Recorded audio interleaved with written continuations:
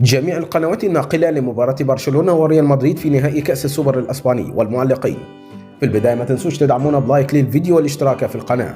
نقدم إليكم بالفيديو القنوات الناقلة لمباراة برشلونة وريال مدريد في نهائي كأس السوبر الأسباني.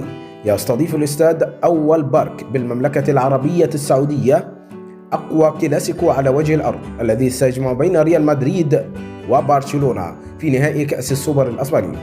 وتأهل ريال مدريد إلى النهائي بفوزه الثمين على أتلتيكو مدريد ب5 أهداف مقابل 3 بعد أن كان الملكي متأخر بهدف. على الناحية الأخرى تخطى برشلونة أوساسونا بثنائية دون رد.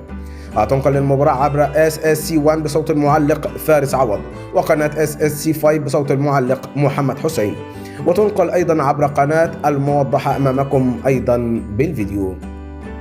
أما عن موعد انطلاق المباراة فتنطلق المباراة في 7 بتوقيت موريتانيا، 8 مساء بتوقيت الجزائر وتونس والمغرب وفرنسا وأسبانيا وإيطاليا، 9 مساء بتوقيت مصر والسودان، وال10 بتوقيت السعودية والكويت وقطر والأردن واليمن والعراق والبحرين وسوريا، 11 مساء بتوقيت الإمارات وسلطنة عمان. نحن في انتظار توقعاتكم عن نتيجة المباراة في التعليقات، ولا تنسوا لايك للفيديو.